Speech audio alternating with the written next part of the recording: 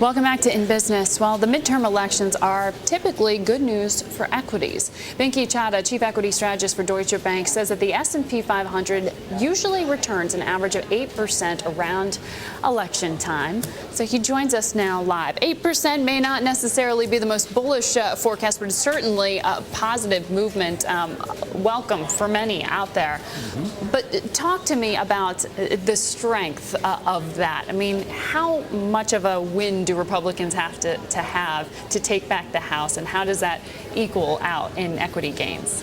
I think, historically, simply the incumbent president's party losing seats and therefore losing power and the ability to sort of, move the country in or continue to move the country in one direction has basically been positive. So I would argue and point out that not only are the average returns in the 3 months around election, so 1 month before, basically from October 1st through year end, returned 8%. I mean, the anomaly is that the risk reward is skewed very, very heavily to the positive, with 18 of the last 19 elections delivering positive returns and only one election having modestly negative returns.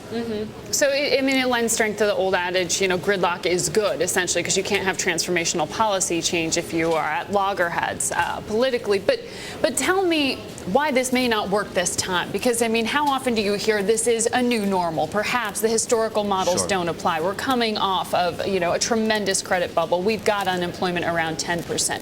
Why would handcuffing presidential power, government power, really be a good thing? I think that, that's not the way that I would put it. I would put it more that one of the key reasons for why a business expansion is relatively slow, so corporates tell us, is all of the policy uncertainty and the big transformational changes that are difficult to predict that are taking place. So to the extent that that, is in check, or there's less possibility. Lack of change would be its own certainty, in essence. It's an improvement, basically, or a reduction in the extent of uncertainty. The devil is, of course, in the detail, and yes, of course, this time, like every time, can be different.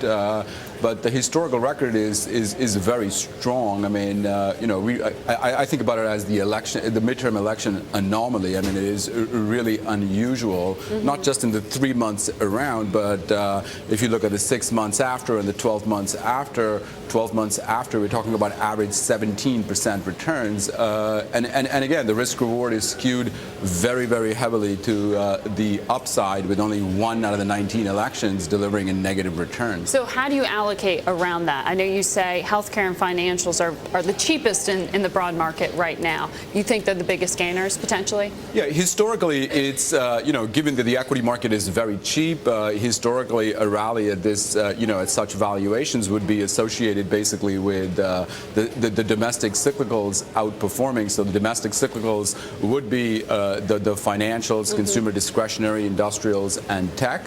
We think that they will do well, but we think that the two sectors that have been most battered by reform, so the financials, which again overlaps with the historical pattern, but financials and healthcare are the two cheapest sectors in our view, and so should be key beneficiaries basically of the midterm elections. Well, we'll watch. We'll see if this anomaly plays out. Thank you, Binky, for sharing this with us.